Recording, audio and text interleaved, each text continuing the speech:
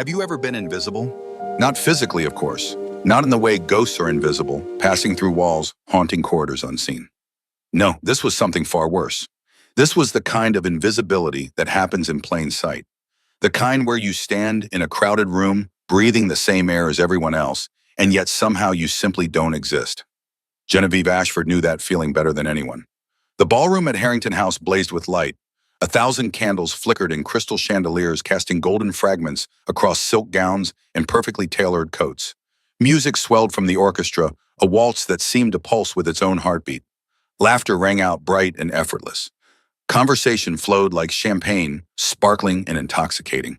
It was the first grand reception of the London season, the kind of event where reputations were made, alliances sealed, and futures decided. Genevieve sat in the third chair along the wall in the farthest corner of the ballroom.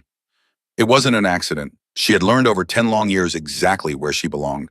The wall chairs were the territory of the forgotten. Widows past their prime, maiden aunts serving as chaperones, and women like her. Women who had aged out of desirability.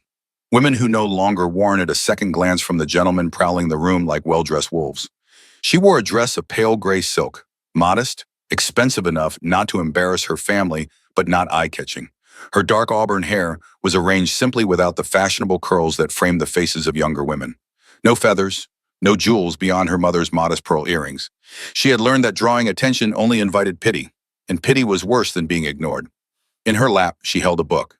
Not to read, the lighting was too dim and the noise too distracting, but as armor. A book said, "I am content. I do not need your dances or your conversation." It was a lie, but a useful one. Across the room, her younger sister Rosalind twirled in the arms of Viscount Bellamy. Rosalind's rose-pink gown swirled like petals in the wind, her laughter bright as bells. She was 19, beautiful, utterly unaware of the bitter gift that was youth and marriageability. Genevieve watched without resentment. She loved her sister truly. But watching Rosalind live the life Genevieve had once hoped for was like pressing on a bruise that never quite healed. But this ballroom held something different tonight. Vampires. They moved through the crowd with an otherworldly grace that no human could replicate. Their skin was too perfect, like porcelain that had never known sun. Their eyes held depths that spoke of decades, centuries, lifetimes lived, while the world changed around them. Vampires had been part of English high society for over 100 years now. They paid taxes. They held titles. They attended balls. But they rarely danced with humans. And humans rarely approached them. There was an invisible boundary in the ballroom, subtle but absolute. Vampires on one side, humans on the other. Polite nods exchanged. Careful distance maintained. Genevieve had never spoken to a vampire. She wasn't sure she wanted to. They were beautiful, yes, terrifying in their perfection. But there was something cold about them, something remote, as if they existed on a plane just slightly removed from the rest of the world. "Genevieve, darling." The voice belonged to her mother, Lady Ashford, who materialized beside her visitor with the sudden efficiency of a general inspecting troops. Her mother's smile was tight, her eyes sweeping Genevieve's appearance with barely concealed disappointment. "Gray again," her mother said, as if the dress had personally offended her. "You could at least wear something with color. How is any gentleman supposed to notice you when you insist on dressing like a governess?" Genevieve's fingers tightened on the book in her lap. "I believe that is precisely the point, Mama. There are no gentlemen interested in noticing me. Not anymore." Her mother's expression flickered, a brief flash of something that might have been sadness or perhaps just frustration. "Don't be dramatic. You are still an Ashford. You still have value." Value. The word sat heavy in Genevieve's chest like a stone. She had value in the same way a chair or a vase had value. Functional, decorative if positioned correctly, but ultimately replaceable. "I'm quite content here, Mama," Genevieve said quietly. "Rosalind is having a wonderful time. That's what matters." Her mother opened her mouth to reply, but before she could, a commotion near the entrance drew every eye in the room. Conversations faltered. The musicians continued playing, but even they seemed to lose a measure of confidence. The air itself seemed to tighten with anticipation and nerves. The Duke of Nighthollow had arrived. Genevieve didn't need to see him to know. She could feel the shift in the room's energy, the way tension coiled like a spring being wound too tight. Dorian Ravenscroft, Duke of Nighthollow, was not a man who entered rooms quietly. Not because he sought attention, quite the opposite, but because his presence demanded it. He was power, old money, a title that traced back 3 centuries. He was also, if the whispers were to be believed, one of the oldest vampires in England. Genevieve's mother straightened her expression, brightening with the particular brightness of ambition. "The Duke," she breathed. He almost never attends these events. What a coup for Lady Harrington. Genevieve resisted the urge to roll her eyes. Her mother had harbored hopes once that Genevieve might catch the attention of someone important. Those hopes had died quietly over the years, like flowers denied water. Against her better judgment, Genevieve glanced toward the entrance, and for one singular, breathless moment, she saw him. He was tall, taller than most men in the room, with dark hair that looked as though he'd run his hand through it impatiently. His coat was black, perfectly tailored, his cravat tied with the kind of precision that suggested either a very skilled valet or a man who controlled every detail of his existence. His face was all sharp lines, strong jaw, high cheekbones, a mouth that looked like it had forgotten how to smile. But it was his eyes that stopped her. Dark, unreadable, and so utterly devoid of warmth that Genevieve felt a chill despite the heat of the crowded ballroom. He looked like a man who had seen too much and felt too little, a man who had walked through centuries and come out the other side hollow. And then his gaze swept the room, briefly, dismissively. For one impossible second, it landed on her. Genevieve's breath caught, not because he looked at her with interest. He didn't. His eyes passed over her the way one might glance at a piece of furniture. Acknowledged, assessed, immediately forgotten. It lasted less than a heartbeat. But in that heartbeat, Genevieve felt the full weight of her invisibility, sharp and undeniable. He looked away and she exhaled, shaken by something she couldn't name. Ridiculous man, her mother muttered, so proud as if his title makes him a god. Genevieve didn't respond. She wasn't thinking about his pride. She was thinking about his eyes and the hollow ache they carried. She was thinking that perhaps the Duke of Night Hollow wasn't cold at all. Perhaps he was just as alone as she was, in a different way. The evening dragged on. Genevieve declined 2 dances, one from a kindly older gentleman who pitied her, and one from a young man who clearly mistook her for someone else. She smiled politely, claimed fatigue, and returned to her chair. By the time the clock struck 11, her head ached from the noise and her heart ached from the sameness of it all. She slipped out of the ballroom, seeking refuge in the quieter corridors of Harrington House. The walls here were lined with portraits of stern-faced ancestors, their painted eyes following her as she walked. She found a small alcove near a window overlooking the gardens and sank onto the cushioned seat, pressing her forehead against the cool glass. Outside, the night was dark and still. The moon hung low, a pale sliver barely visible through the clouds. Genevieve closed her eyes and allowed herself for just a moment to imagine a different life, one where she wasn't invisible, one where someone saw her. "Are you unwell?" The voice was low, startling in its closeness. Genevieve jerked upright, her heart slamming against her ribs. She turned and froze. The Duke of Night Hollow stood 3 paces away, his dark eyes fixed on her with an intensity that made her forget how to breathe. He didn't look annoyed at finding her here. He didn't look anything. His expression was unreadable, a mask of perfect control, but there was something in the way he stood. Too still, too tense. That suggested he was just as surprised to find her as she was to see him. "Your Grace," Genevieve stammered, rising quickly and dropping into a curtsy that felt clumsy and rushed. "Forgive me, I didn't mean to intrude." "You're not intruding." His voice was rough like gravel underfoot. "I came here to escape the ballroom. It seems you had the same idea." Genevieve didn't know what to say. The Duke of Night Hollow was speaking to her, actually speaking to her, not out of pity or obligation, but because why she couldn't fathom it. He took a step closer, and the moonlight through the window illuminated his face. Up close, he was even more striking and more devastating. There were shadows beneath his eyes, faint lines at the corners that spoke of sleepless nights. He looked like a man carrying a burden too heavy to set down, a man who had carried it for a very, very long time. "I know you," he said suddenly. Genevieve blinked. I don't think so, Your Grace." "You're Genevieve Ashford." Her heart stuttered. He knew her name. "How, why I am," she said carefully, "though I confess I'm surprised you know that." Something flickered in his eyes. Too quick to name. "Your aunt," he said. "Lady Octavia Ashford. She and I were acquainted." The mention of Aunt Octavia sent a strange shiver through Genevieve. Her aunt had passed away 6 years ago. Suddenly and without warning, Genevieve had been fond of her. Aunt Octavia had been the only member of the family who never treated Genevieve's unmarried state as a tragedy. She had been eccentric, sharp-witted, fiercely independent. She had also apparently known the Duke of Night Hollow. "I didn't know she was acquainted with you," Genevieve said softly. "She was a remarkable woman." His jaw tightened. "I'm sorry for your loss." "And I for yours," Genevieve replied, because it was clear somehow that he had lost someone too. Not recently, perhaps, but loss lingered in him like smoke. Silence stretched between them.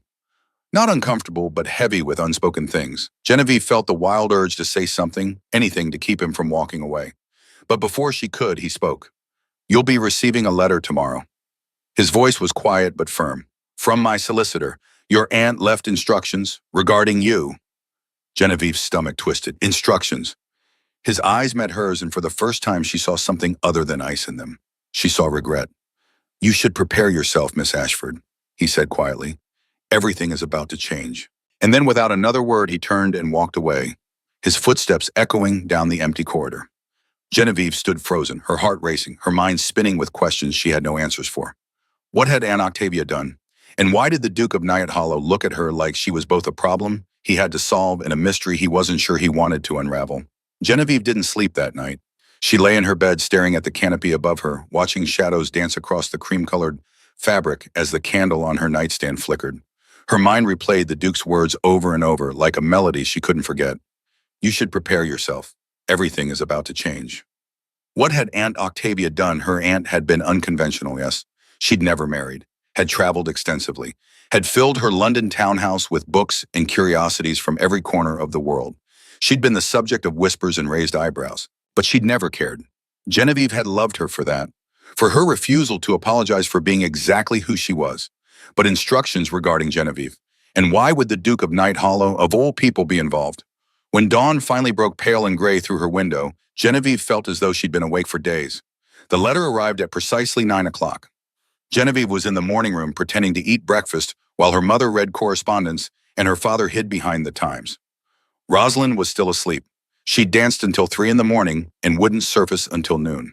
The butler entered carrying a silver tray with a single envelope, heavy cream paper, a wax seal stamped with an elaborate crest Genevieve didn't recognize. "For Miss Genevieve," the butler announced, his tone carefully neutral. Her mother looked up sharply. "For Genevieve." Genevieve's hands trembled as she took the envelope. The paper was expensive, the kind used by solicitors and men of significant means. Her name was written in precise, elegant script across the front. "Miss Genevieve Ashford." She broke the seal. The room fell silent. Even her father lowered his newspaper, watching her with an expression caught between curiosity and concern.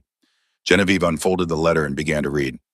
"Dear Miss Ashford, I am writing on behalf of the late Lady Octavia Ashford, whose last will and testament I had the honor of drafting.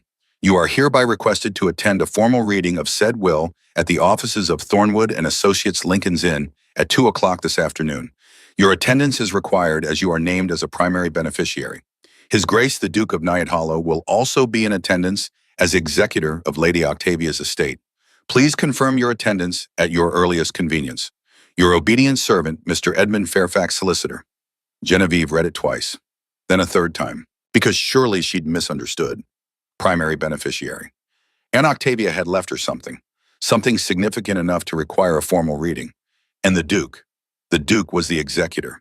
"Well," her mother demanded, "what is it?" Genevieve looked up, her voice steady despite the earthquake happening inside her chest. "Aunt Octavia left me something in her will. I'm to attend a reading this afternoon." Her father set down his newspaper. "What did she leave you?" "I don't know yet." Her mother's eyes narrowed. "Why would Octavia leave you anything? She had no children, but surely her estate would go to your father or be divided among—" "The letter says I'm a primary beneficiary," Genevieve interrupted quietly. "I'll know more this afternoon." Her mother opened her mouth, closed it, then opened it again. "The Duke of Night Hollow is involved. He's the executor." Something shifted in her mother's expression. Calculation, hope, ambition, all flickering across her face like candlelight. "How extraordinary," she murmured. "You must wear the blue dress, and for heaven's sake do something with your hair."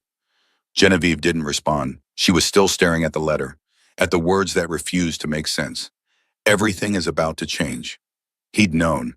Last night in that corridor, the Duke had known exactly what this letter would say, and he'd looked at her with something that might have been pity.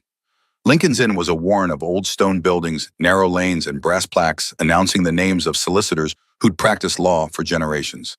Genevieve's carriage stopped in front of a building with tall, narrow windows and a door painted glossy black.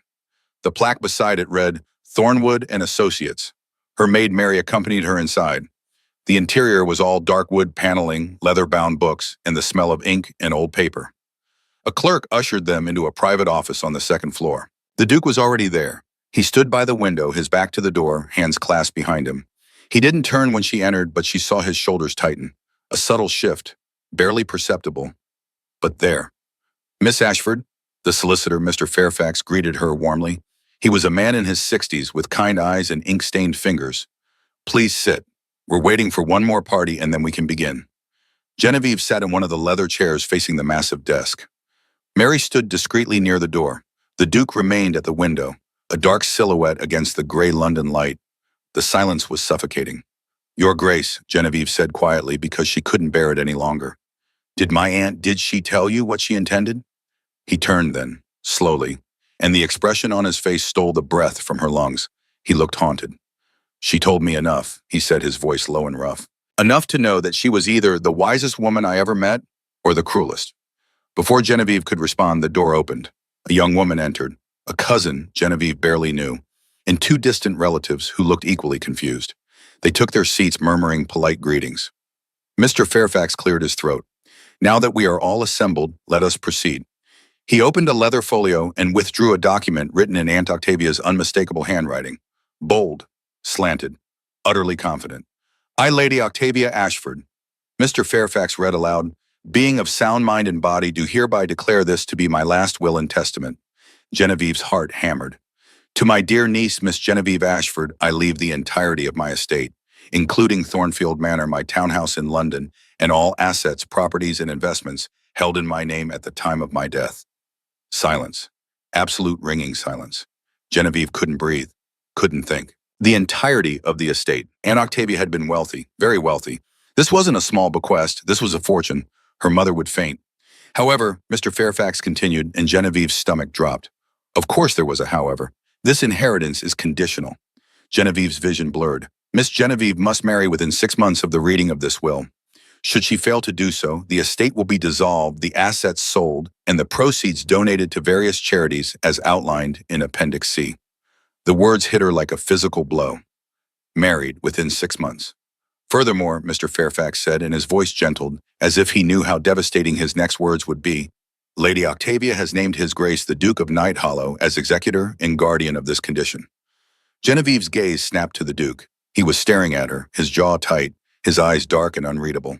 He is tasked with ensuring that Miss Genevieve's suitor is a man of honor, good character, and genuine affection. Should His Grace determine that a proposed match is motivated solely by financial gain, he holds the authority to reject it. The room spun. The Duke. The Duke had the power to approve or reject anyone who courted her. Why? The word tore out of Genevieve before she could stop it. Why would she do this? Mr. Fairfax hesitated, then withdrew another sheet of paper. Your aunt left you a letter, Miss Ashford. Perhaps it will provide some clarity. He handed it to her. Genevieve's hands shook as she unfolded the paper. Aunt Octavia's handwriting swam before her eyes, but she forced herself to focus. My dearest Genevieve, if you are reading this, then I have departed this world, and you are likely furious with me. Good. Anger means you're alive, and that's precisely what I need you to be. You have spent 28 years making yourself small, invisible, acceptable. You've convinced yourself that being overlooked is the same as being safe. It isn't darling girl, it's slow death. I am giving you a fortune because you deserve it, but I am giving it with a condition because I know you. Left to your own devices, you would let this money sit untouched, would continue to live in the shadows, would never demand more from this world than it's willing to give you. Marry Genevieve, but not just anyone. Marry someone who sees you, who values you, who makes you feel alive. I have entrusted Dorian Ravenscroft with this task because he understands what it means to feel alone, even in a crowded room. He will not let you settle. He will not let you accept less than you deserve. You have 6 months, my darling. 6 months to seize the life you were always meant to live. Do not waste them being afraid. With all my love, Octavia. Tears blurred Genevieve's vision. She folded the letter carefully, her hands trembling. Aunt Octavia had known. She'd known exactly how Genevieve had lived. Quietly, carefully, invisibly. And she tried in her own maddening way to save her. But married in 6 months. Genevieve was unmarriageable. Everyone knew it. That's why she was still sitting on wall chairs at ballrooms. She looked up at the Duke and found him watching her with an expression she couldn't decipher. You agreed to this, she asked, her voice shaking. Your aunt didn't give me much choice, he said quietly. She made me promise before she died.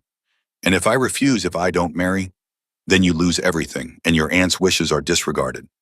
Genevieve closed her eyes. 6 months, a fortune, and the Duke of Nighthollow standing between her and every fortune hunter in London. This is impossible, she whispered. Yes, the Duke agreed, his voice low and edged with something that might have been sympathy. It is. But when Genevieve opened her eyes and met his gaze, she saw something else flicker there. Something dangerous and complicated. Then we'd better get started, he said. The carriage ride back to Ashford House felt surreal. Genevieve sat across from Mary, but she couldn't focus on anything beyond the window. London passed by in a blur of gray stone and hurrying pedestrians. All she could see was Aunt Octavia's letter. The words burned into her memory. You have spent 28 years making yourself small. The truth of it ached like a physical wound. Mary cleared her throat gently. Miss, are you quite all right? Genevieve blinked, pulling herself back to the present. I honestly don't know, Mary. If I may say so, miss, it's quite a lot to inherit. It's not the inheritance, Genevieve said quietly. It's the condition.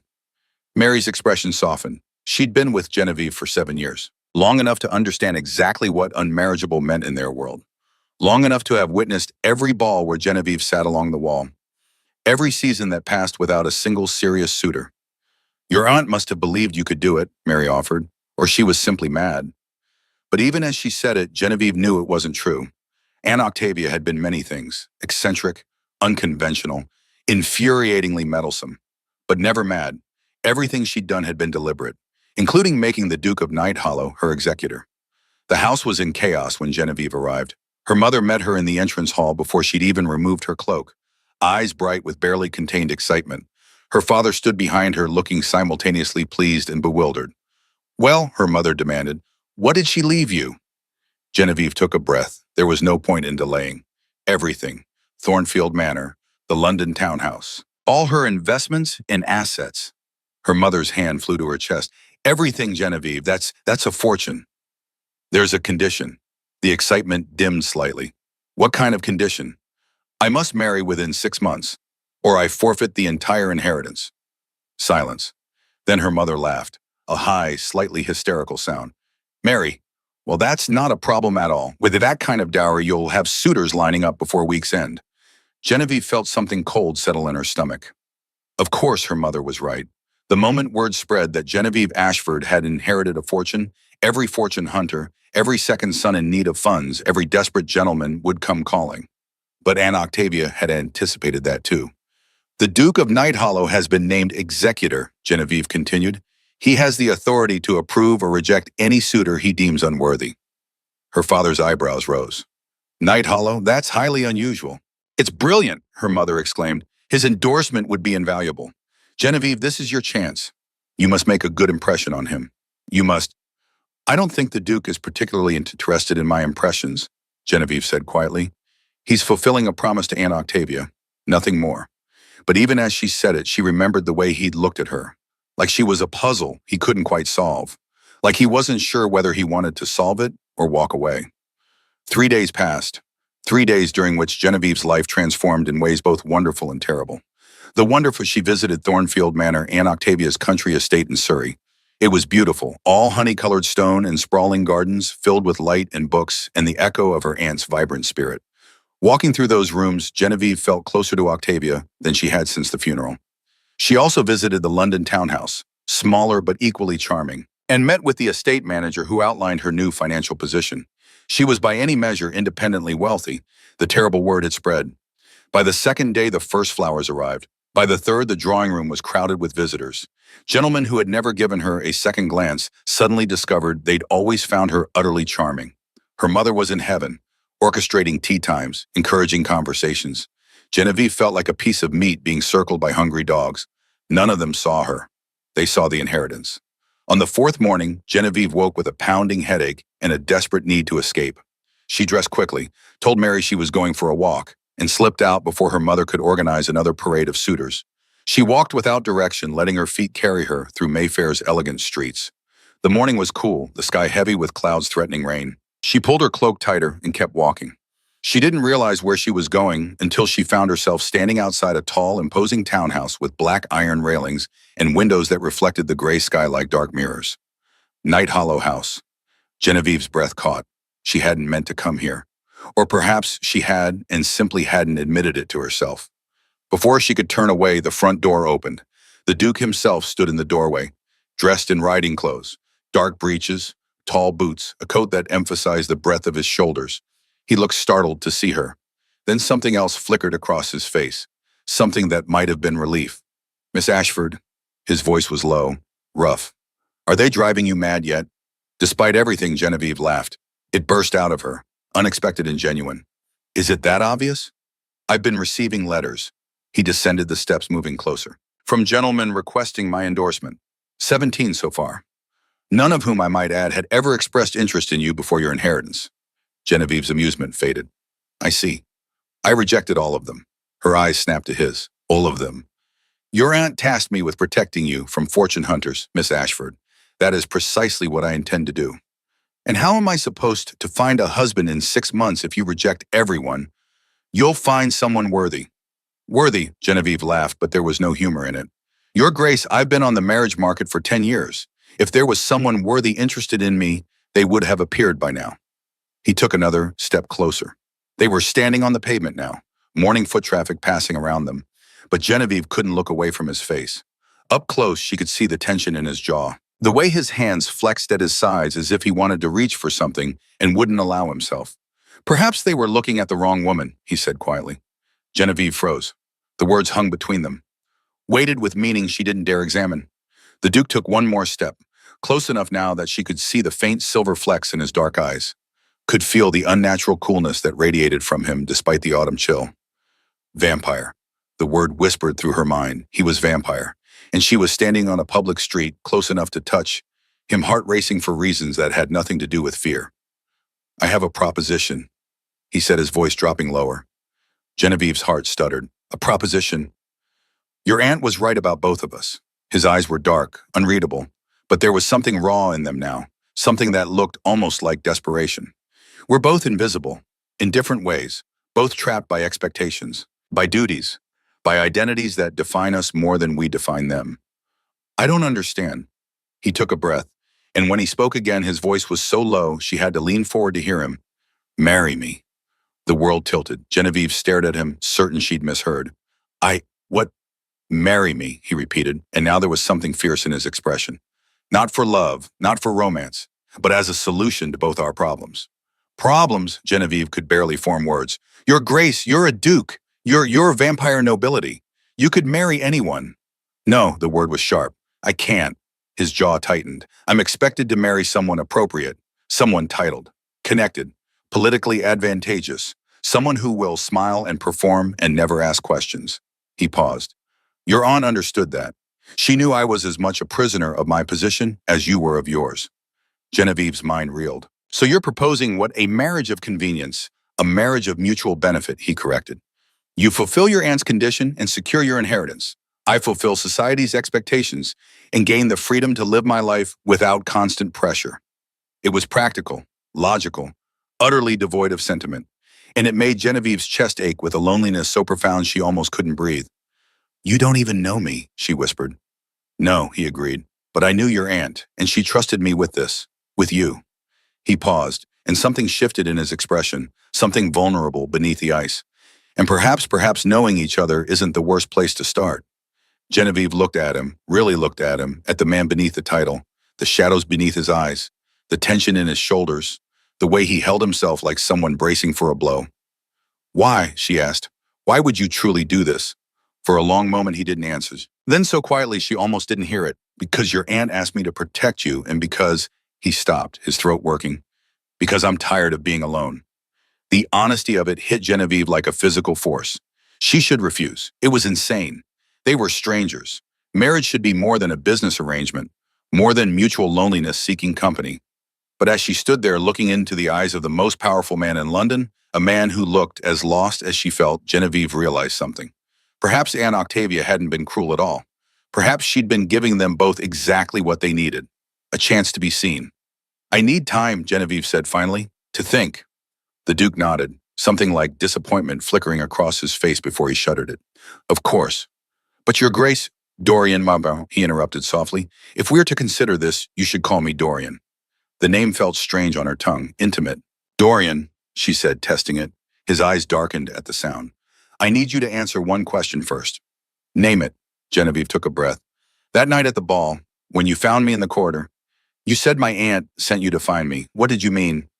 For a moment, she thought he wouldn't answer. Then he said very quietly, "Your aunt wrote to me the week before she died. She told me you would be at that ball. Told me where to find you." He paused. "She said, find my Ginny. She'll be hiding. She always hides. But Dorian, you'll see her. I know you will, because you understand what it means to feel alone while everyone is watching." Genevieve's eyes filled with tears. Octavia had orchestrated even that. The meeting in the corridor, the warning, everything. She knew, Genevieve whispered. She knew exactly what she was doing. Yes, Dorian agreed. She did. He stepped back, putting careful distance between them. Think, Miss Ashford. Take whatever time you need, but he glanced up at the gathering clouds. Think quickly. Your fortune hunters aren't going to wait, and neither will the clock. Then he turned and walked back into his house, leaving Genevieve standing on the pavement. Her heart racing, her entire world turned upside down. The Duke of Night Hollow had just proposed to her. A vampire. An immortal. A man who had walked this earth for nearly 3 centuries. And heaven help her. She was actually considering it. Genevieve didn't return home immediately. She walked through Mayfair's pristine streets past Hyde Park, where riders trotted along Rotten Row, their horses' hooves a rhythmic percussion against packed earth. She barely saw any of it. Her mind was a storm of questions, doubts, and one impossible truth. The Duke of Night Hollow had proposed marriage. Not out of love, not even out of desire, but out of understanding. By the time Genevieve finally returned to Ashford House, the afternoon had faded into early evening. Her mother was waiting in the drawing room, practically vibrating with excitement. "There you are, Genevieve. Where have you been?" Lord Pemington called 3 times, and Mr. Hartley sent another arrangement of flowers. And Viscount Ashworth's mother hinted rather strongly that her son would be calling tomorrow. "Isn't it marvelous?" Genevieve removed her cloak, slowly buying herself a moment. "Marvelous," she echoed, the word hollow. Her mother's smile faltered. "You don't seem pleased." "I'm overwhelmed, Mama." "Well, of course you are. This is everything we've hoped for. You must choose carefully, but we haven't much time. 6 months sounds generous, but courtship takes time, and then there are the banns to be read and—" "Mama," Genevieve's voice came out sharper than intended. "I need to think." Her mother blinked, clearly taken aback. Genevieve never spoke sharply. Genevieve never pushed back. "Think about what you have, a dozen eligible suitors already and more arriving daily." "I need to think about what I want," Genevieve said quietly. "Not what's convenient, not what's expected, what I actually want." For a moment, her mother simply stared. Then unexpectedly, her expression softened. "You sound like Octavia," she murmured. She used to say things like that, before she drove the entire family mad with her unconventional choices. Genevieve felt a lump form in her throat. Perhaps she was right to. Her mother opened her mouth, closed it, then sighed. "Perhaps, but darling, wanting and having are 2 different things. The world doesn't often give us what we want. Then maybe it's time I asked for it anyway." That night, Genevieve couldn't sleep. She sat at her writing desk, a blank piece of paper before her, trying to organize her thoughts. She'd always found clarity in writing, in seeing her thoughts transform into tangible words. She picked up her pen. Reasons to accept the Duke's proposal. It fulfills Aunt Octavia's condition. He understands what it means to be trapped. No pretense of love, therefore no risk of heartbreak. He's honorable. Aunt Octavia trusted him. Freedom from fortune hunters. I won't be invisible to him. That last one shouldn't matter. It was foolish, sentimental, dangerous, but it mattered more than all the others combined. Reasons to refuse. We barely know each other. He's vampire. I'm human. The complications are endless. Marriage should be more than mutual convenience. What if I come to want more than he can give? That last question kept her awake long after she'd blown out her candle. The next morning, a note arrived. Genevieve recognized the heavy cream paper, the precise handwriting. Her heart performed an uncomfortable, acrobatic feat as she broke the seal. "Miss Ashford, I realize my proposition yesterday was sudden and perhaps unwelcome. I would like the opportunity to speak with you properly without the pressure of pavements and passersby. Would you do me the honor of riding with me in Hyde Park this afternoon at 4 o'clock? We need not discuss the proposal if you're not ready, but I believe we should at least become acquainted. Yours, Dorian Ravenscroft." Genevieve read it 3 times. The formality of it was so perfectly him, controlled, measured, giving nothing away. "Mary," Genevieve called, "find my riding habit, the dark green one." Hyde Park at 4 o'clock was a parade of London's finest. Ladies in exquisite riding habits perched side saddle on perfectly groomed horses. Gentlemen showed off their horsemanship. Carriages rolled past their occupants, nodding to acquaintances. It was theater, social performance. and Genevieve had always hated it. But today, sitting atop a gentle mare provided by the Duke's stables with Dorian himself mounted on a magnificent black stallion beside her, Genevieve felt something different. She felt visible. Every eye turned their direction. Whispers rippled through the crowd like wind through wheat. The unmarriageable Ashford girl, riding with the Duke of Night Hollow. Speculation would be rampant by evening. "You're creating quite a scandal," Genevieve said quietly as they walked their horses along the path. "Good," Dorian replied, his voice low, meant only for her. "Let them talk. It will discourage your other suitors. You're very confident I'll accept your proposal." "No." He glanced at her and she saw something raw in his expression. "I'm hopeful. There's a difference." Genevieve's breath caught. Hopeful. Such a simple word, yet hearing it from him felt like a confession. They rode in silence for a moment, the city sounds muted by the trees surrounding them. Then Dorian spoke again. "I should tell you about my first marriage." Genevieve's head snapped toward him.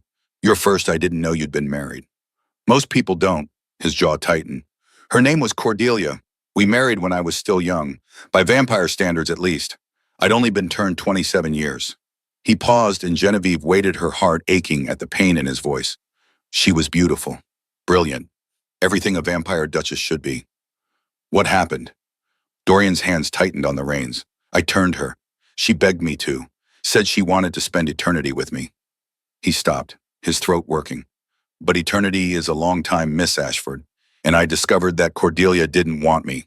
She wanted immortality, adventure, power. She left. After 50 years of marriage, she said I was too human still, too attached to mortal concerns. She wanted to embrace what we were. Predators, superior beings." His voice cracked just slightly. "I wanted to remember what it felt like to be human. To love. To care." Genevieve felt tears prick her eyes. "That's not your fault. Isn't it? I turned her. I made her into something she didn't fully understand. And when she realized what immortality truly meant, she left." He turned to look at Genevieve fully, and the devastation in his eyes nearly undid her. "I swore I would never do that again. Never trap someone in a marriage they didn't choose. Never pretend affection I didn't feel." "Is that why you've never remarried?" "Partly, also because every woman I've met since sees only the title, the wealth, the power." He held her gaze. "Until you." "You don't know that," Genevieve whispered. "You barely know me. I know you didn't want the inheritance. I know you walked away from a ballroom to find peace. I know you loved your aunt enough to cry reading her letter." He paused. "And I know you understand what loneliness feels like." Genevieve couldn't breathe. He was right about all of it. "If we married," she said carefully, "what would you expect from me?" "Honesty," he said immediately. "I don't want performance. I don't want you to pretend to be someone you're not. Be yourself, read your books, tend your aunt's gardens, live your life freely." "And you, what would you want for yourself?" "The same: peace, privacy, freedom from constant expectations." A ghost of a smile touched his lips. "And perhaps companionship, if we find we suit each other. And if we don't, then we'll be civil, respectful. We'll maintain separate lives and bother each other as little as possible."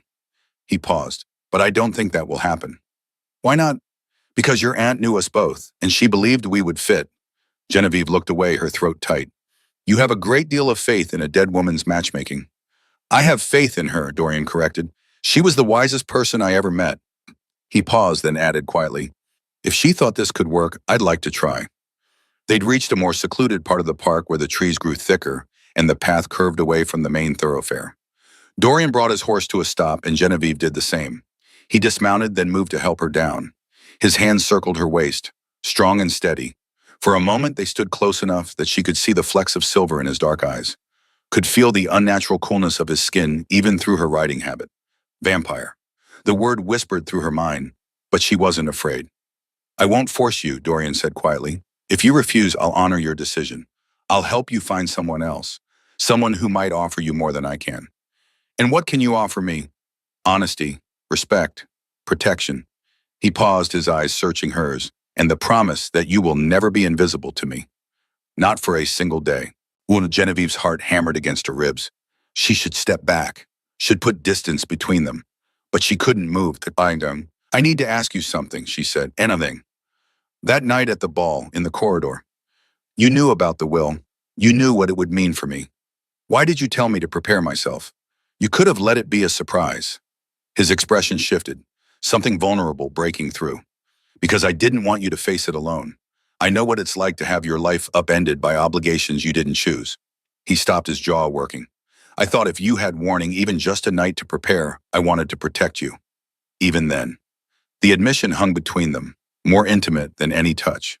Genevieve took a shaky breath. I need one more day to be certain. Take whatever time you need. But Dorian, she tested his name on her tongue again. His eyes darkened at the sound. If I say yes, I need you to promise me something. Name it. Promise me you won't settle for a marriage that makes you as lonely as your first one. If we do this, we try. We actually try to be partners. For a long moment, he said nothing. Then he lifted his hand slowly, giving her time to pull away. When she didn't, he touched her face. Just his fingertips against her cheek. Feather-light and devastating. Cool skin, gentle pressure, the touch of someone who had learned over centuries exactly how fragile humans could be. I promise, he said, on your aunt's memory. I promise, Maribel. Genevieve closed her eyes, leaning into his touch for just a moment before stepping back. Tomorrow, she said, I'll give you my answer tomorrow. He nodded, and though his expression remained controlled, she saw hope flicker in his eyes like candlelight. Genevieve sat in the library of her aunt's townhouse, her townhouse now, surrounded by books that smelled of leather and old paper and memories. She'd come here alone, needing space away from her mother's eager questions and the endless stream of suitors cluttering their drawing room. The house was quiet, too quiet, but it was the kind of quiet Genevieve had always craved, the kind that let her think. On the desk before her lay two letters, one from Lord Pemington, flowery and effusive, declaring his long-held admiration for her that had mysteriously never manifested until she'd inherited a fortune. The other from Mr. Hartley, a second son with debts and a charming smile promising her a love match for the ages. Both were lies wrapped in pretty words. Genevieve pushed them aside and pulled out the one that mattered. Aunt Octavia's letter, worn now from being read and reread.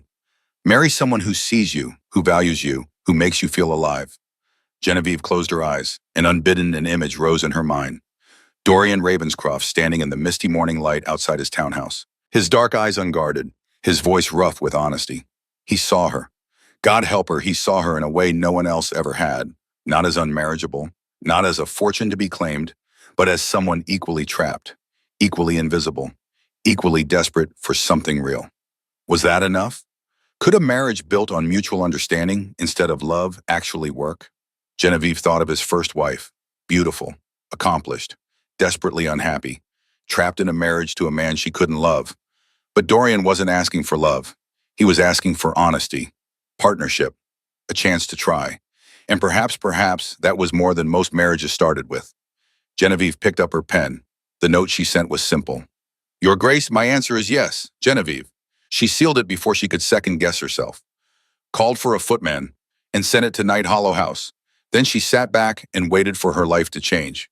He arrived within the hour. Genevieve heard the commotion downstairs. Her mother's startled exclamation. Her father's gruff greeting. Dorian's low voice requesting a private audience with Genevieve. She smoothed her skirts and tried to calm the wild beating of her heart. When he entered the library, he looked different somehow, less guarded. The shadows under his eyes seemed lighter, and there was something almost tentative in the way he moved toward her. Miss Ashford, he said, then stopped. A faint smile touched his lips. I suppose I should get used to calling you Genevieve, and I should call you Dorian. She tested the name again, and this time it felt less strange, more like something that belonged to her. They stood facing each other, the desk between them like a barrier neither quite knew how to cross. Genevieve's hands trembled slightly, so she clasped them together. I meant what I said in my note, she told him. Yes, I'll marry you. Something shifted in his expression, relief so profound it took her breath away. Thank you, he said, and his voice was rough. I know this isn't conventional, but I promise you, Genevieve, I will do everything in my power to make this work. As will I. She took a breath. But we should discuss practicalities, expectations. I don't want misunderstandings. Agreed. He moved around the desk, closer but still maintaining a respectful distance. What do you need to know? Where will we live? I have several estates. Night Hollow Hall in Northumberland is the primary seat, but it's cold and rather grim. I thought perhaps we might spend most of our time at Thornfield Manor, your aunt's estate. Genevieve's throat tightened. He'd thought of that, of keeping her connected to Octavia. That's very considerate.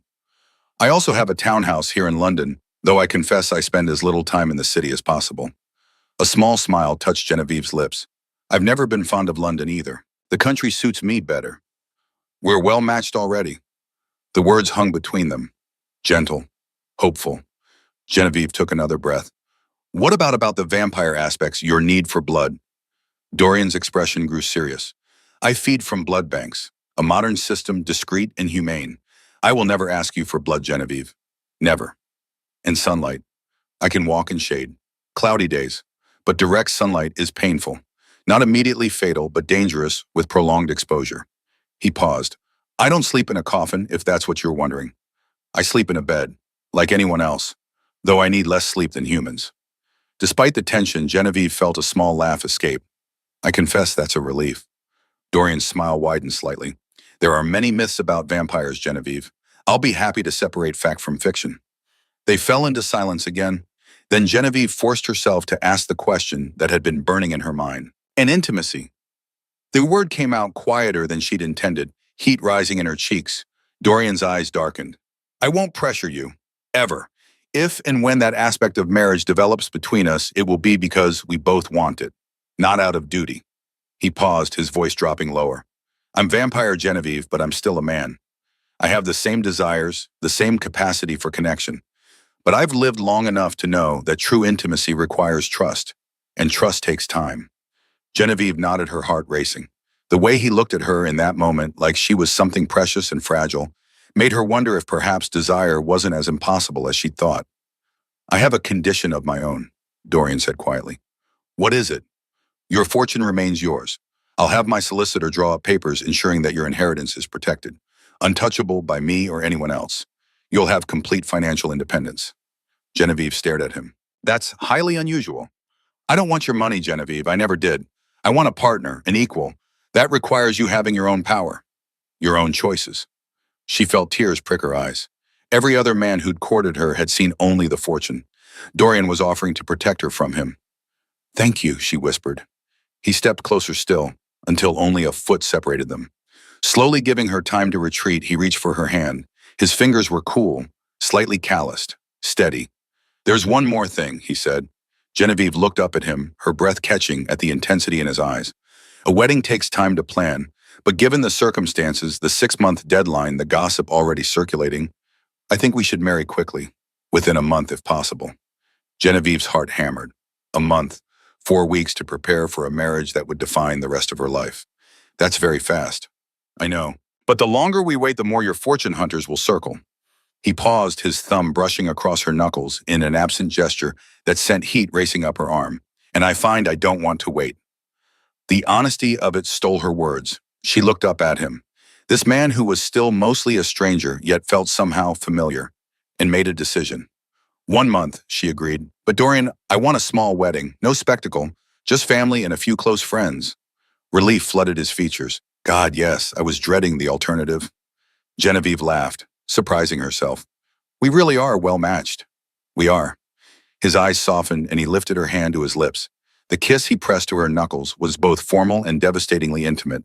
Cool lips, gentle pressure, the touch of a man who had learned over centuries exactly how precious connection could be. I'll take care of the arrangements, he said. You focus on preparing yourself. I have no idea how to be a duchess. Good, I've never liked duchesses. I prefer you as you are. The words settled around her heart like a warm blanket. The engagement was announced in the Times the following morning. The Duke of Nighthollow is pleased to announce his engagement to Miss Genevieve Ashford, niece of the late Lady Octavia Ashford. The wedding will take place privately at St. George's Chapel in 1 month's time. Genevieve read it 3 times over breakfast, while her mother alternated between tears of joy and frantic planning. Her father looked bemused but pleased. Rosalind hugged her so tightly Genevieve could barely breathe. A Duke, Ginny, you're going to be a duchess. I can hardly believe it. Is he kind? Rosalind asked more quietly. I know the marriage is practical, but is he at least kind? Genevieve thought of Dorian's gentleness when he'd spoken of his first wife, the way he'd promised never to pressure her, the care he'd taken to protect her fortune. Yes, she said softly, he's kind. But even as she said it, she realized it was more than kindness she felt from him. It was recognition, as if they'd both been lost in the same dark woods and had finally found another traveler who understood the path. The next 3 weeks passed in a blur of preparation. Genevieve visited dressmakers for her wedding gown in trousseau. She met with Dorian's solicitor to sign the papers protecting her inheritance. She wrote to friends and family, informing them of her impending marriage. And she saw Dorian. Every day, he called on her. Sometimes they walked in the park. Sometimes they sat in her aunt's library and talked about books about their childhoods, about the estates they would share. He told her about Night Hollow Hall, cold and imposing, full of ancestor portraits that seemed to judge him. She told him about growing up in her sister's shadow, about learning to make herself small. "You're not small," he said one afternoon as they sat in the garden behind her townhouse. "You've never been small. You were just surrounded by people who couldn't see properly. And you can. I'm learning to." He reached across the space between them and took her hand. It was becoming easier, these small touches. Natural. "You're teaching me," he said quietly. With each conversation, each shared silence, each moment of understanding, Genevieve felt the walls around her heart begin to crack. This was dangerous. She'd agreed to a practical marriage, not a love match. Letting herself feel more than partnership, more than companionship, was a risk she hadn't planned on taking. But when Dorian looked at her with those ancient eyes that seemed to see straight through her defenses, Genevieve wondered if perhaps the risk was worth it. The evening before the wedding, Genevieve was in her aunt's library reviewing some final estate documents when the butler announced a visitor. "Mrs. Blackwood, to see you, miss." Genevieve looked up confused. "I don't know a Mrs. Blackwood." "She says it's urgent, miss, about your aunt." A strange chill ran down Genevieve's spine. "Show her in." The woman who entered was elderly, perhaps 70, with silver hair and kind eyes. She wore a simple black dress, and she carried a worn leather satchel. "Miss Ashford," she said, her voice warm. "Forgive the intrusion. I'm Mrs. Blackwood. I was your aunt's companion in her final years." I didn't know my aunt had a companion. She was very private about it, but she trusted me with certain tasks, including this." Mrs. Blackwood withdrew an envelope from her satchel. Heavy paper, sealed with wax. Genevieve's name written in Aunt Octavia's unmistakable hand. "She instructed me to give this to you the evening before your wedding, only if you were marrying the Duke of Night Hollow." She paused, her eyes searching Genevieve's face. "She said you would need to understand the truth before you made your vows." Genevieve took the envelope with trembling fingers. "What truth?" "Read the letter, my dear. Your aunt explains it better than I ever could." And then with a gentle smile, Mrs. Blackwood left, leaving Genevieve alone with her aunt's final words. She broke the seal, unfolded the paper, and began to read. "My dearest Genevieve, if you are reading this, then you are about to marry Dorian Ravenscroft, and you deserve to know the truth about why I chose him for you. It's a story that begins 300 years ago with a young woman named Lady Anne Ravenscroft. Anne was born in 1495. She had an older brother, a man named Dorian, who was her whole world. He was kind, brilliant, protective, everything a brother should be. But in 1528, when Anne was 33, her brother disappeared. The official story was that he died, killed by bandits on the road to London. But Anne knew the truth. She'd seen the marks on his neck, the unnatural pallor, the way his eyes had changed in those final days. Her brother hadn't died. He'd been turned vampire, and he'd fled ashamed, convinced he was a monster, leaving his family behind to mourn him. Anne spent the rest of her life trying to find him. She left letters, hired investigators, searched every corner of England. She never found him, but she left detailed records for her children and her children's children. Generation after generation, the Ravenscroft women kept searching for their lost ancestor. I am Anne's great-great-great-great-granddaughter, Genevieve. I am the last of Dorian's mortal bloodline, and 30 years ago, I found him. Genevieve's hands shook so hard the paper rattled. Octavia was Dorian's family. She kept reading, her vision blurring with tears. I approached him carefully, showed him the family records, proved who I was. And do you know what he did, Genevieve? He wept. This ancient, powerful vampire wept like a child because he thought he'd lost his family forever. We became friends, the last mortal descendant of his beloved sister and the brother who'd watched over the bloodline for 3 centuries without ever revealing himself. Yes, darling, every bit of wealth I had, much of it came from Dorian. Gifts sent anonymously over the years to protect Anne's descendants. He's been watching over us for 300 years, ensuring we were safe, provided for, loved. But he was so lonely, Genevieve, so terribly, achingly lonely. I begged him for 30 years to find someone, to let himself love again, to stop punishing himself for becoming what he is. And then I met you, my brilliant, invisible, heartbreakingly beautiful niece, and I saw it, the same loneliness I saw in Dorian, the same quiet desperation to be seen. So I made a plan. The will wasn't about the money, darling. It was about giving you both permission to want more, permission to be brave. You are marrying your cousin Genevieve, distant by blood but family nonetheless. Dorian is your great uncle, Anne's brother, and I believe with all my heart that you can give him what his own sister wanted for him 300 years ago. A reason to live, not just exist. Love him, Genevieve. Let him love you. And know that somewhere Lady Anne is smiling. Her brother finally came home. With all my love, always, Octavia. Genevieve couldn't breathe, couldn't think. Octavia was Dorian's family, which meant Genevieve was too. Distant, diluted over generations. But family. She understood now. Why Octavia had trusted him. Why she'd chosen him. Why she'd believed they would fit. Because Dorian had spent 3 centuries protecting a bloodline he thought he'd lost. And Genevieve was the last of it. Genevieve sat in the gathering darkness of the library, and Octavia's letter still clutched in her trembling hands. Family. She and Dorian were family. Not by choice, but by blood that had flowed through 300 years and countless generations to connect them in ways neither had known. Tomorrow she would marry him, and she would tell him the truth, that he had never been as alone as he thought, that his sister's legacy lived on, that he was finally coming home. The wedding day dawned clear and bright. Sunlight streamed through Genevieve's bedroom window like a benediction, though she knew Dorian wouldn't see it. He would arrive at the chapel after sunset when the shadows were long and safe. A twilight wedding. Fitting somehow. She stood before the mirror in her chemise while Mary and 2 other maids bustled around her, preparing her wedding gown. Genevieve barely recognized the woman staring back at her. Her dark auburn hair had been arranged in an elegant style, soft curls framing her face. Her eyes looked larger somehow, brighter with anticipation and nerves, and secrets. The letter from Aunt Octavia lay on her dressing table, the words burned into her memory. You are marrying your cousin Genevieve. How would Dorian react when she told him? Would he be shocked, relieved, devastated? She didn't know, but she knew she had to tell him before they spoke their vows. You look beautiful, miss, Mary said softly, appearing at her shoulder.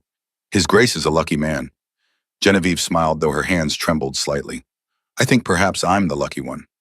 The wedding gown was simple, ivory silk that fell in clean lines, no excessive ornamentation. Genevieve had chosen it specifically because it felt like her, not like the elaborate confections most brides wore. When the maids fastened it and stepped back, Genevieve saw something she hadn't expected. She looked like a bride who was loved, even if she wasn't. Not yet, not quite, but perhaps soon. The carriage ride to St. George's Chapel felt endless. Genevieve sat beside her father, Octavia's letter hidden in the folds of her gown. Her mother and Rosalind rode in a separate carriage already at the chapel, making final preparations. Nervous? Her father asked gently. Terrified, Genevieve admitted. That's normal. Marriage is a leap of faith. He paused. But I've seen the way the Duke looks at you, Jenny. Whatever this marriage is, it's not indifferent. Genevieve's throat tightened. If only he knew how much more complicated it truly was. The chapel was small, intimate, and blessedly private. True to their agreement, only immediate family and a handful of close friends had been invited. Charlotte's parents sat in the front pew, her mother dabbing at tears. Rosalind beamed from beside them. A few of Dorian's relatives occupied the other side. Vampire nobles, mostly their perfect faces, impassive. But Genevieve barely noticed any of them, because the moment she entered, chaos erupted. A woman stood at the altar, breathtaking, golden-haired, dressed in crimson silk, vampire, and she was addressing the small crowd with a voice like silk over steel. Vampire marriages are eternal, she was saying. Dorian Ravenscroft is bound to me by blood and law.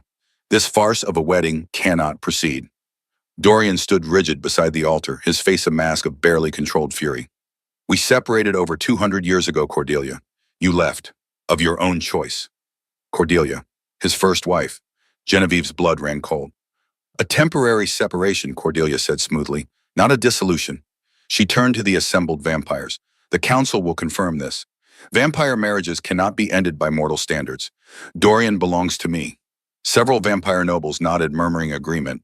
The vicar looked utterly bewildered. Genevieve's father tensed beside her, but before he could move, Genevieve placed a hand on his arm. No, she said quietly, and then louder, no. Every head turned. Genevieve walked down the aisle, her wedding gown rustling with each step. Octavia's letter clutched in her hand. She looked like an avenging angel. No, she repeated, reaching the altar. You're wrong about everything, Lady Cordelia. Cordelia's eyes narrowed. The mortal girl speaks. How quaint. I'm not just a mortal girl. Genevieve turned to face the crowd. Her heart was hammering, but her voice was steady.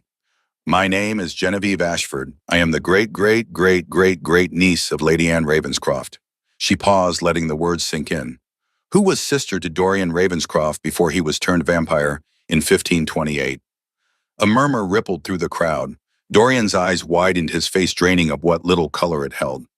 I have a letter from my aunt, Lady Octavia Ashford, who spent 30 years researching our family line, who discovered that Dorian has been protecting his mortal bloodline for 3 centuries, supporting us, watching over us, ensuring his sister's descendants were safe.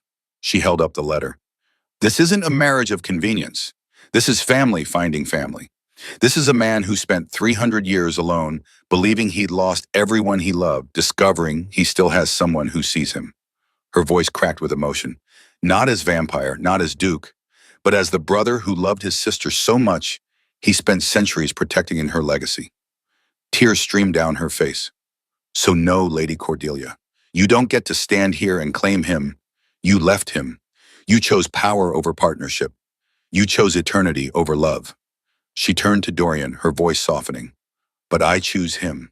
Every day for the rest of my mortal life. I choose to see him, to love him, to give him what his sister Anne wanted for him 300 years ago. She paused, her eyes locked on his. A home. Dorian was staring at her with an expression of pure wonder and devastation and hope. You knew, he whispered. About Anne. I found out last night. Aunt Octavia left me a letter to be delivered on the eve of our wedding. She handed it to him. Read it, know the truth, and then decide. Do you still want to marry me? Your own blood, your family. Dorian took the letter with shaking hands. Read it quickly, his eyes scanning the pages. When he looked up, tears were streaming down his face. Anne, he breathed. Octavia was Anne's descendant. Yes, which means I'm your family, distant but real. She took his hands. Aunt Octavia spent 30 years finding you, bringing you back to the family you thought you'd lost. And she trusted me to do the rest, to give you a reason to stop being alone. Dorian's hands tightened on hers. You already have, he said roughly. Genevieve, you've already given me everything. One of the vampire nobles stepped forward, an elderly man with kind eyes and silver hair. Lord Ravenscroft, he said gently. I am Lord Ashworth of the Council. I knew your sister Anne, briefly in her old age. His voice was thick with emotion. She never stopped searching for you. She left me a letter before she died in 1575, asking me, begging me to find you if I ever could, to tell you she forgave you, that she never thought you were a monster, that she wanted you to live, truly live. He paused. I've kept that letter for 240 years hoping to deliver it, but you disappeared so completely none of us could find you. He withdrew an ancient yellowed envelope from his coat. This is Anne's last words to you, written 5 days before her death. Dorian took it with trembling hands, broke the ancient seal, and read. Genevieve couldn't see the words, but she saw what they did to him. He collapsed to his knees, shoulders shaking with sobs that seemed torn from the depths of his soul. She forgave me, he choked out. She said I was still her brother. That becoming vampire didn't change that. He looked up at Genevieve through his tears. She wanted me to live, to be happy, to find love. Genevieve knelt beside him, wrapping her arms around him. You were never a monster, Dorian. You were always family, and you still are. Lord Ashworth cleared his throat. For the matter of Lady Cordelia's claim, the Council recognizes that vampire marriages, while eternal in theory, require consent of both parties. Lady Cordelia abandoned Lord Ravenscroft 210 years ago. By vampire law, that constitutes dissolution. He turned to Cordelia, his voice cold. Your marriage ended the day you left. You have no claim here. Cordelia's face twisted with fury. This is absurd, he's vampire. She's human. How can this possibly— Because they're family, Lord Ashworth interrupted, and family transcends species. Blood calls to blood, even blood diluted over 300 years. He turned to the vicar. Proceed with the ceremony. Cordelia stood frozen for a moment, rage and disbelief warring in her expression. Then with a last venomous look at Genevieve, she turned and swept out of the chapel, leaving silence in her wake. Dorian rose slowly, helping Genevieve to her feet. His eyes were red from crying, his face raw with emotion. But there was something else there now, hope, peace, home. Are you certain, he asked quietly, knowing what you know now, that I'm your family, your ancestor's brother? Are you certain you want this? Genevieve cupped his face in her hands. I've never been more certain of anything. You spent 300 years protecting people you loved but couldn't know. Now let me know you. Let me love you. Let me be your family. Dorian's answering smile was radiant. Then let's get married. The ceremony was simple. The vicar, still slightly bewildered by the supernatural drama, stumbled through the traditional words. Genevieve barely heard them. All she could see was Dorian, standing before her in the candlelight, his dark eyes filled with wonder and love and hope. Wilt thou have this woman to thy wedded wife? The vicar intoned, to live together after God's ordinance in the holy estate of matrimony. Wilt thou love her, comfort her, honor, and keep her in sickness and in health, and forsaking all others, keep thee only unto her, so long as ye both shall live? Dorian's eyes never left hers. I will, he said, for every day she'll have me. Then it was Genevieve's turn. The vicar repeated the vows, and Genevieve's voice came out clear and strong. I will. They exchanged rings, simple gold bands that felt heavier than they looked. When Dorian slid the ring onto her finger, his hands were steady. Sure. I now pronounce you man and wife, the vicar declared. You may kiss your bride. Dorian cupped Genevieve's face gently, leaned in slowly, and kissed her with such tenderness it took her breath away. Cool lips, warm emotion, the perfect contradiction that was loving him. When they pulled apart, Dorian whispered against her lips, Hello, wife, ye. Hello, husband. And just like that, Genevieve Ashford became the Duchess of Night Hollow. The wedding breakfast was small, intimate, just family and close friends gathered at Genevieve's townhouse. Lord Ashworth attended, along with a few other vampire nobles who'd known Anne centuries ago. They shared stories of her, the sister Dorian had loved and lost. Genevieve listened, tears streaming down her face as these ancient beings spoke of a woman who'd never given up searching for her brother. She was fierce, Lord Ashworth said quietly. Even as an old woman, she never stopped hoping you'd return. She left instructions for her children and their children after them. Never stop searching, she said. My brother is out there, and he needs to know he's not forgotten. Dorian's hand tightened on Genevieve's. I spent 3 centuries thinking I'd destroyed my family by becoming this, he said, his voice rough. I thought fleeing was protecting them. I didn't realize I didn't know. You were protecting them, Lord Ashworth said gently. Just not in the way you thought. Anne's line prospered because of your anonymous gifts, your care, your love. He raised his glass. To Anne Ravenscroft, who loved her brother enough to ensure his bloodline never forgot him. To Anne, the gathering echoed. Dorian sat beside Genevieve, his hand clasped tightly in hers. He didn't speak much, seemed overwhelmed by emotion, but every few minutes he would look at her with such wonder that Genevieve's heart ached. As the afternoon faded into evening, they made their excuses, said their goodbyes, and left for Thornfield Manor. The estate welcomed them with golden twilight spilling across the honey-colored stone. Dorian helped Genevieve down from the carriage, his hands lingering at her waist. Home, he said softly. Our home. They walked through the gardens hand in hand, past roses and lavender, past the fountain where water trickled over moss-covered stone. The air was sweet with summer flowers, the sky painted in shades of amber and rose. They reached a bench beneath an ancient oak tree, sat together in the gathering darkness. I still can't believe it, Dorian said quietly. Anne's bloodline. Your Anne's bloodline. And you protected us for 300 years. I didn't know. If I had, I would have. You did know, Genevieve interrupted gently. Maybe not consciously, but some part of you must have recognized us. Why else would you have helped, protected, cared? She leaned against his shoulder. Blood calls to blood, even across centuries. Dorian's arm came around her, pulling her close. I thought I was protecting strangers, atoning for what I'd become. You were protecting family, you always were. They sat in comfortable silence as stars began to appear overhead. The moon rose a pale crescent in the darkening sky. Genevieve, Dorian said finally. Yes. When Cordelia appeared today, she said something. About you aging while I stay the same. About me watching you die while I continue. His voice was tight with pain. She wasn't wrong about that. 50 years from now, you'll be old, and I'll still look exactly as I do now. Genevieve turned to face him, taking both his hands in hers. I know. I've thought about it, the difference in our lifespans. And you're truly all right with that. I'm all right with having whatever time we're given. Whether that's 50 years or 5, I would rather have that time with you than an eternity with anyone else.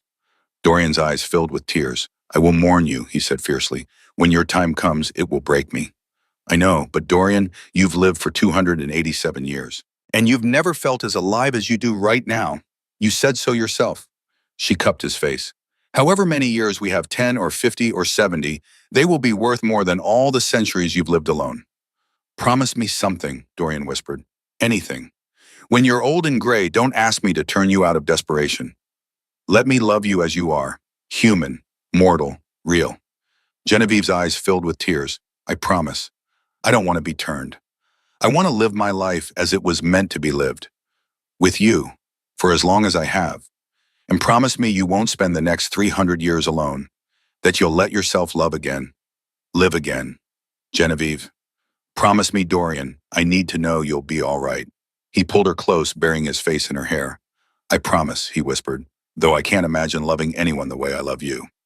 Genevieve closed her eyes. Good, because I can't imagine being loved by anyone but you.